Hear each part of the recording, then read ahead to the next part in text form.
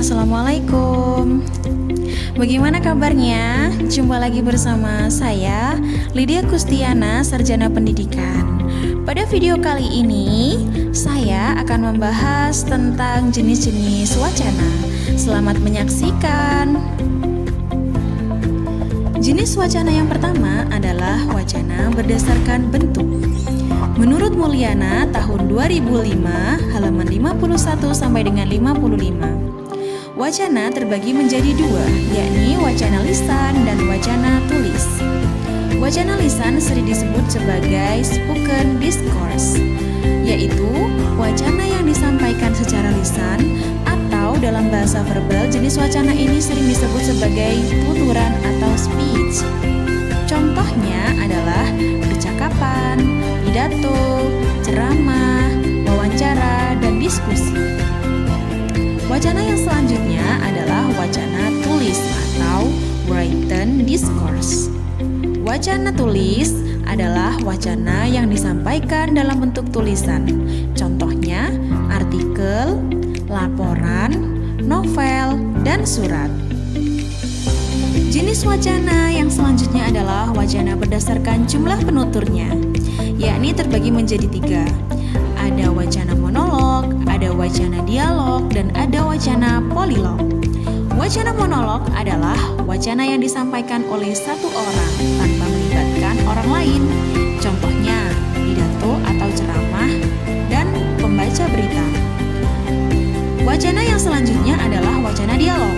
Wacana dialog adalah wacana yang terjadi ketika ada dua orang atau lebih yang saling berinteraksi dan bergantian peran.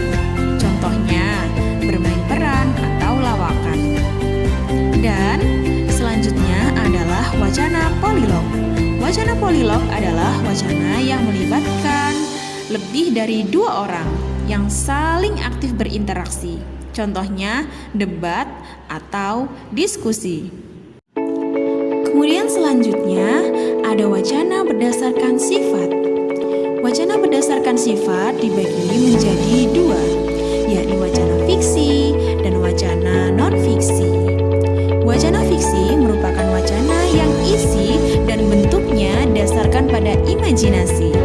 Wacana ini biasanya menggunakan bahasa konotatif, analogis, dan memiliki makna ganda. Umumnya, penampilan dan rasa bahasanya dikemas secara literal atau estetis. Di samping itu, tidak menutup kemungkinan bahwa karya-karya fiksi mengandung fakta dan bahkan hampir sama dengan kenyataan. Macam dari wacana fiksi ada tiga, ada wacana drama, wacana prosa, dan wacana puisi. Wacana yang selanjutnya adalah wacana non-fiksi. Wacana non-fiksi adalah wacana yang berisi fakta-fakta ilmiah. Isi dari wacana ini dapat dipertanggungjawabkan kebenarannya melalui fakta-fakta yang jelas. Bahasa yang digunakan bersifat denotatif, lugas, dan jelas. Wacana ini tidak lagi memperhatikan aspek estetika di dalamnya.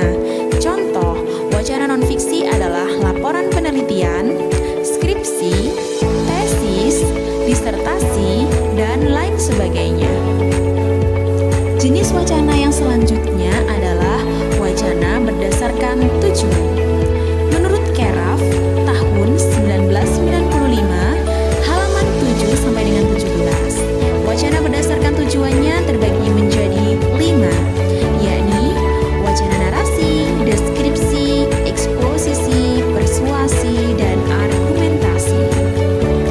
Wacana narasi adalah wacana yang menyajikan suatu peristiwa atau kisah sehingga peristiwa itu tampak seolah-olah dialami oleh pembaca tersebut.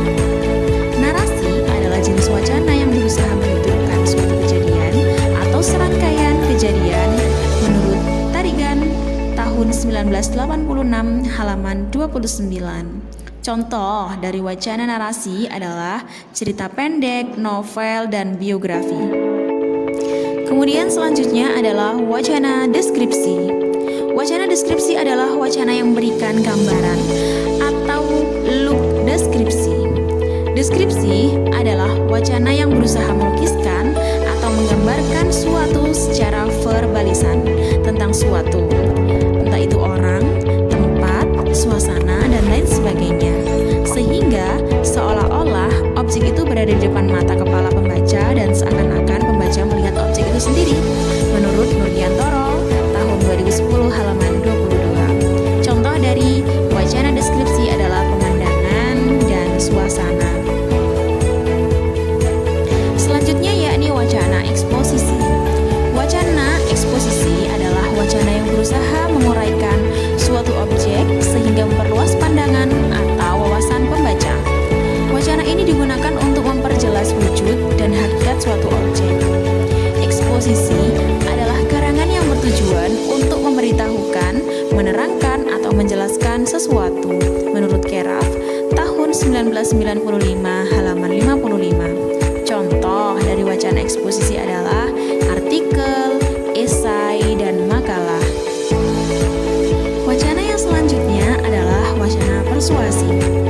Persuasi adalah suatu bentuk wacana yang merupakan penyimpangan dari argumentasi dan khusus berusaha mempengaruhi orang lain atau para pembaca agar para pendengar atau pembaca melakukan sesuatu bagi orang yang mengadakan persuasi tersebut.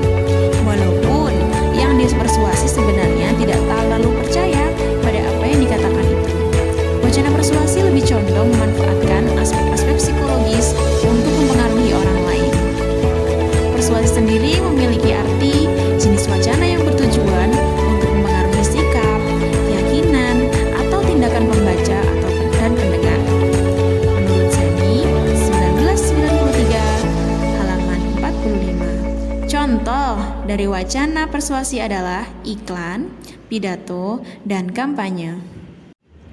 Dan jenis wacana yang terakhir menurut tujuannya adalah wacana argumentasi.